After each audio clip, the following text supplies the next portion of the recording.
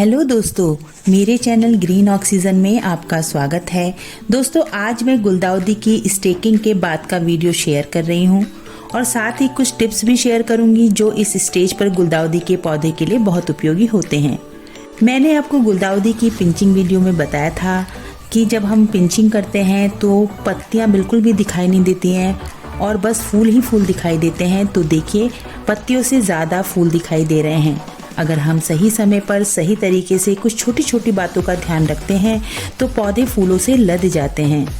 इस समय पर गुलदाउदी के पौधे की देखभाल के लिए कुछ टिप्स को फॉलो करना चाहिए।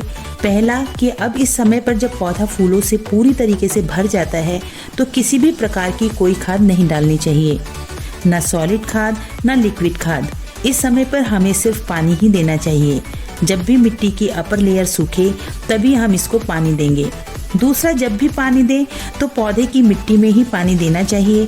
बौछार की तरह पानी नहीं देना चाहिए, क्योंकि इस तरह पानी देने से फूल गीले हो जाएंगे और फूलों के रंग भी खराब हो जाएंगे और फंगस की समस्या भी हो जाती है, जिससे फूल जल्दी खराब हो जाते हैं। कभी कभी जनवरी के समय पर हल्की बारिश भी होती है तो तुरंत पौधों को शेड वाली जगह पर रख देना चाहिए ताकि पानी पड़ने से फूल जल्दी खराब होने से बच जाएं। तीसरा टिप जो आपको कभी किसी ने नहीं बताया होगा कि जब आपका गुलदाउदी का पौधा, स्पेशली गुलदाउदी के पौधे में ऐसा होता है कि जब भी ये पूरी तरीके से फूलों से भर जाता है तब आप इसे ब्राइट लाइट वाली इंडोर जगह पर भी रख सकते हैं। इससे ये और भी ज्यादा दिन तक फूलों से भरा रहता है। इस पौधे को आप कई तरह से लगा सकते हैं, जैसे कि 1-2 कलर के गुलदाउदी के पौधे को आप एक साथ एक गमले में भी लगा सकते हैं, जो दिखने में बहुत सुंदर लगता है।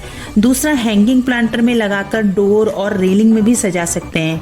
ये देखिए, मैंने जो गुलदाउदी की पिंचिंग वीडियो में छोटी छोटी कटिंग निकाली थी उनको ग्रो करके मैंने इन प्लांटर्स में लगा दिया था, जो कि बहुत अच्छी तरीके से फ्लावरिंग कर रही हैं। देखिए कितनी सुंदर लग रही हैं। तो दोस्तों, कुछ बातों का ध्यान रखते हुए आप लंबे समय तक इन फूलों का आनंद उठा सकते हैं। तो दोस्तों, अगर आपको मेरी ये वीडियो पसंद आई है तो लाइक कीजिए, सब्सक्राइब कीजिए और बेल आइकन दबाना ना भूलें। Thanks for watching.